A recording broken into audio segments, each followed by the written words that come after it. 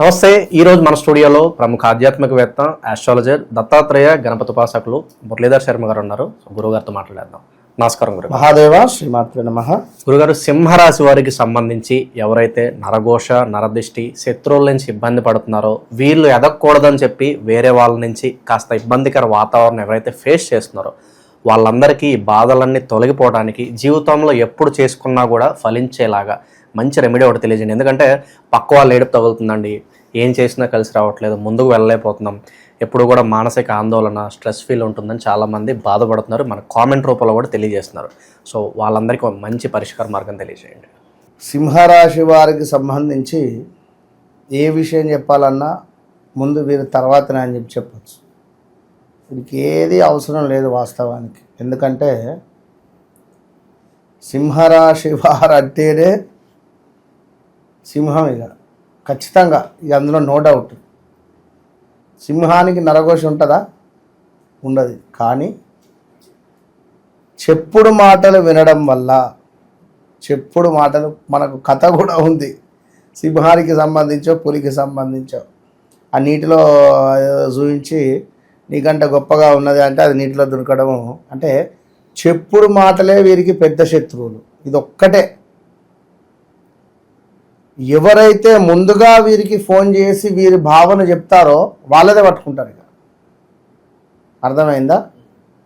ఎవరైతే ముందుగా ఫోన్ చేసి, ఇప్పుడు ఒక బిజినెస్ జరుగుతుంది అక్కడ, లేదా ఒక ఆఫీస్, లైక్ ఒక షాప్, వాళ్ళ బాసుది సింహరాశి అనుకో, ఒక 10 మంది, ఒక 8 మంది వర్కర్లు ఉన్నారు అక్కడ.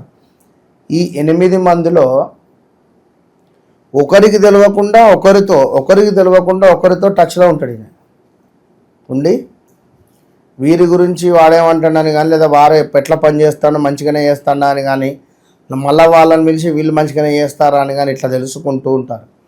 ఇందులో ఎవరైతే ముఖ్యంగా సార్కు బాగా దగ్గరుండి వీడు అట్లా చేస్తాడు, వాడు ఇట్లా చేస్తాడు, వీడిది వాడది, వీడిని తీసేస్తేనే బాగుంటుంది, నెక్స్ట్ మంత్ కొత్త వాళ్ళని పెట్టుకోవాలి, మనకు వీని వాళ్ళు ఇంత లాస్ వస్తుంది అంత లాస్ వస్తుందని ఎప్పుడైతే ఈ చెంచాగిరి చేస్తూ ఉంటారో వీరిని ఎక్కువ నమ్ముతారు మీరు. అయితే వీనికి వానికి లొల్లి కావచ్చు అక్కడ, వీళ్ళిద్దరికి లొల్లి అయిందేమో. మరి నాకు అతని గురించి చెడుగా చెప్తున్నాడు, మరి అతను గత కొంతకాలం నుండి నా దగ్గర బాగానే పనిచేస్తాడు, మరి పాపం మంచివాడే, తన టైం బాగాలేదు కావచ్చును అని అనుకుంటే సరిపోతుంది. ఇక్కడ వీరి మాట విని పాపం వాడిని తీసేస్తారు. తీసేసేసరికి ఇబ్బంది ఎదురైతుంది. ఎప్పుడైనా సింహరాశి వారు మరలా చెప్తున్న 3 సార్లు, చెప్పుడు మాటలు వినకండి. ఇది మీ జీవితంలో, మీ జిందగీలోనే ఇది పెద్ద మైనస్. దయచేసి చెప్తున్న సింహరాశి వారు, ఎదుటివారు నా గురించి ఏమనుకుంటున్నారని మీరు ఎక్స్పెక్టేషన్ చేయడము, మీకు మీరు ఊహించేసుకోవడము, లేదా మీకు మీరే డిసైడ్ చేసేయడం, వాడు ఇంతే అని చెప్పి డిసైడ్ చేసేయడం, ఇదన్నీ వద్దు. ఎందుకంటే వీరికి సామాన్యంగా ఈగో ఫీలింగ్ బాగుంటుంది. ఇక కింద కామెంట్లు చెడుగా పెట్టినా మంచిదే, కానీ నేను చెప్తున్నా ఉన్న విషయం, ఈగో ఫీలింగ్ ఎట్లాంటి ఈగో ఫీలింగ్ అంటే, నేను, నా, ఇది నాది, ఇది నా జాగా, ఇది నా ఇల్లు, ఇది నా సంస్థ, ఇది నా మనుషులు, ఇంతే. వీళ్ళు ఎట్లా అంటే, ఒక మనిషి వీరి దగ్గర ఉంటే ఆ మనిషిని వీరు కొన్నట్టుగానే చూస్తారు, ట్రీట్ చేస్తారు. ఇప్పుడు వీరికి ఒక డ్రైవర్ ఉన్నాడు, కేవలం మీరు కార్లో కూర్చోవడమే. ఉదయం 6ంటికి బయలుదేరారు, మళ్ళీ రాత్రి 10 అయింది, వచ్చారు. పాపం అతను నడుపుతూనే ఉన్నాడు. వచ్చారు 10ంటికి, ఇంటికి వచ్చిన తర్వాత తిన్నాం, పడుకున్నాం. మీకు ఏదో తెలివైంది, నువ్వు పొద్దుగా లేచినావు, వెళ్ళిపోయినావు. పాప రాత్రంతా అతను కారు నడిపి కాలు నొప్పితో ఉండొచ్చు. నువ్వు ఇంకా లేవలేదా, లేవబుద్ధి అయితే లేదా లేవవా, రెస్ట్ కావన్నా, ఇలాంటి కారాధ్యమైన మాటలు మాట్లాడతారు. ఎప్పుడైతే మన కింద పనిచేసే వారిని కానీ, మనతో ఉండేటువంటి వ్యక్తులను కానీ, మన ఇంట్లో ఉండేటువంటి భార్యను భర్తను కానీ, వీరిని మనము ప్రేమగా చూసుకోవడం ద్వారా మనకు మంచి రిజల్ట్ వస్తుంది. ఎందుకంటే సూర్యుడు అధిపతి వీరికి. సూర్యుడు అంటే ఏంది? ఒక ఎనర్జీ. ఈ ఎనర్జీని మనం ఫామ్ చేసుకోవాలి అనుకుంటే ఒక పెద్ద తరహాగా ఆలోచించాలి, ఒక పెద్ద మనిషిలాగా మనం ఉండాలి. శనికి సంబంధించినటువంటిది నెంబర్ 8, వీరికి పెద్ద మైనస్.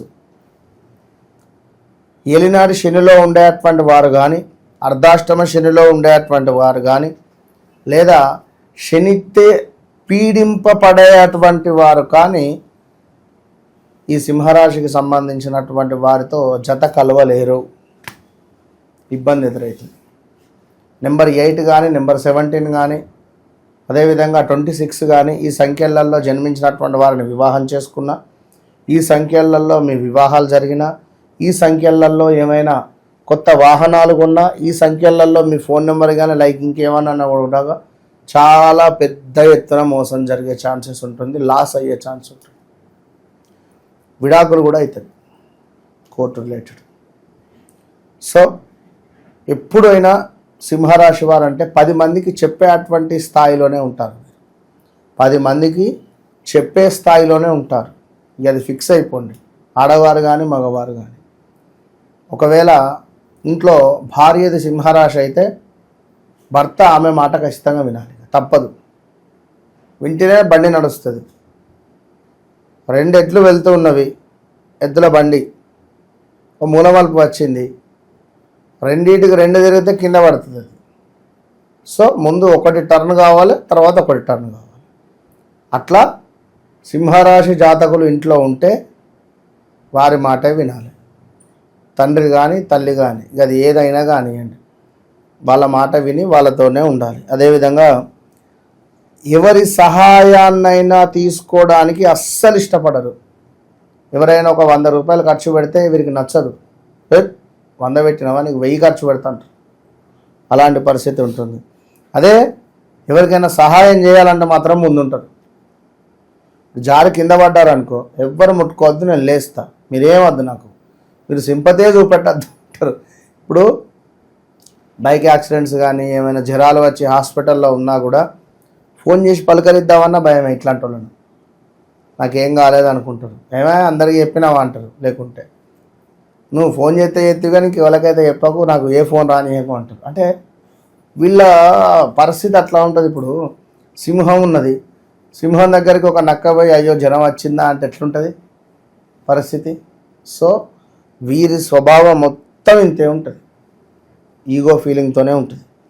అందరిని నమ్మటం వీరిలో పెద్ద బలహీనత, నమ్మేస్తుంటారు అందరినీ. ఇందాక చెప్పా, అదే మనకి ఇక్కడ ఉంది. ఎవరు ఏది చెప్తే అది నమ్ముతారు.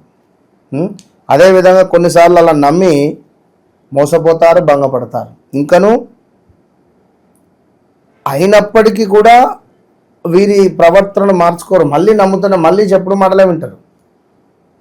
ఇంకా అదేవిధంగా తను అనుకుంటే ఎంత డబ్బైనా లెక్క చెయ్యరు. తను ఇది కావాలి అనుకున్నా, ఇక్కడికి వెళ్ళాలి అనుకున్నా, ఈ కారు కావాలి అనుకున్నా, ఈ వస్తువు కొనాలి అనుకున్నా కూడా లెక్క చెయ్యరు. స్వార్థం, కొంచెం స్వార్థం కూడా ఉంటుంది. ఇంకా అదేవిధంగా సున్నితమైనటువంటి మనస్తత్వం కూడా ఉంటుంది. ఒకవేళ తేడా వస్తే మాత్రము గ్రానైట్ రాయిగా సున్నితమైన మనస్తత్వం, చిన్నపిల్లల మనస్తత్వము. చిన్నపిల్లలు మాట్లాడితే ఎట్లా ఉంటుందో అట్లా ఉంటుంది వీరి పరిస్థితి.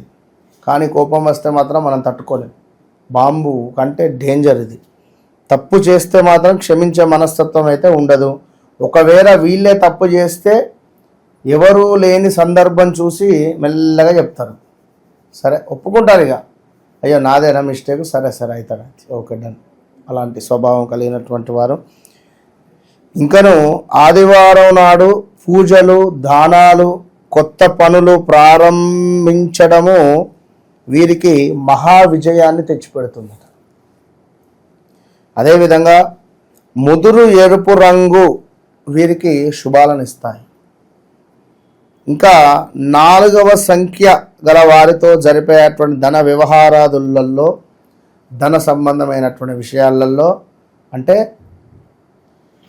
మనకు నెంబర్ 1, నెంబర్ 4 రెండు కూడా వీరికి ప్లస్. నెంబర్ 8, నెంబర్ 5, మళ్ళీ నెంబర్ 7 కొంత ఇబ్బందికరమే. కనుక ఇది గమనించుకోవాలి. కనుక తప్పకుండా ఈ యొక్క సింహరాశి వారు ఎవరైతే ఉన్నారో ఈ మనకు ఏదైతే నరఘోష, నరదృష్టి ఇలాంటి సందర్భాలలో వీరు మర్రి చెట్టుకు పాలు పోస్తూ ఉండాలి. అధికంగా మర్రి చెట్టుకు పాలు పోస్తూ ఎవరికైనా ఆదివారం రోజు అన్నదానం చేస్తూ ఉండాలి. అన్నదానం కానీ లేదా మనకు గోధుమలను దానం చేస్తూ కానీ, గోధుమ పిండితో చేసినటువంటి చపాతీలను ఆవుకు పెట్టడము, ఆవంటే ఎద్దుకు పెట్టడం.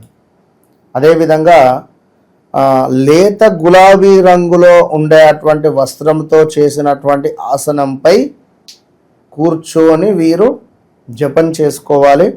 లేదా లక్ష్మీ నరసింహస్వామికి సంబంధించినటువంటి కరావలంబ స్తోత్రం చదువుకోవాలి.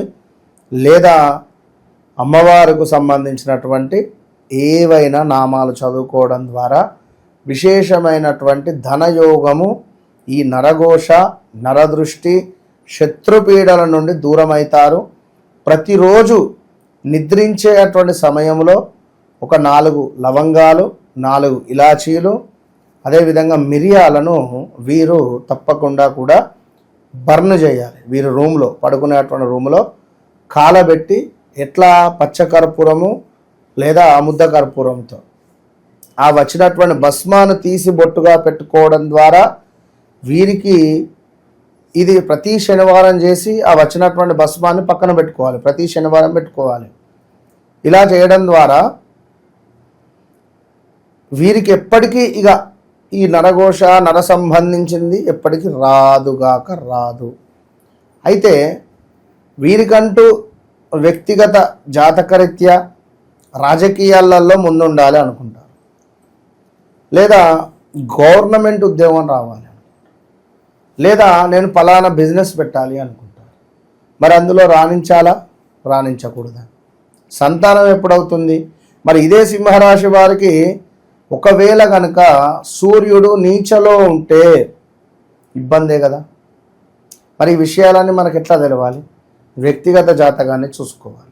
వ్యక్తిగత జాతకాన్ని ఎప్పుడైతే మనం చూసుకుంటామో మన జన్మ లగ్నము, ఆ యొక్క నవాంశలో మనకు ఏం తెలియజేస్తుంది?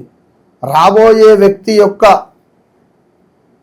వివాహం చేసుకోబోతున్నాం, మరి ఆ వ్యక్తి యొక్క గుణగణాలు ఏమిటి, ఆ వ్యక్తి స్వభావం ఏమిటి, ఆ వ్యక్తి వాళ్ళ అమ్మ స్వభావం ఏమిటి, ఆ వ్యక్తి వాళ్ళ నాన్న స్వభావం ఏమిటి, ఇవన్నీ ఉంటాయి కదా. అయ్యో తల్లిదండ్రులకు ఒక పిల్లని ఇస్తున్నామంటే, సో ఇలాంటి విషయాలైనా కూడా మనం చెప్పచ్చు. ముక్కు ముఖం తెలియకుండా వారి యొక్క స్వభావం మనం చెప్పవచ్చును. సో దాన్ని బట్టి చక్కగా మీ అమ్మాయి ఎట్లా ఉండబోతుంది ఆ ఇంట్లో, ఇలాంటివి ఎన్నో విషయాలకై తప్పకుండా సంప్రదించే ప్రయత్నం చేయండి. ఎందుకంటే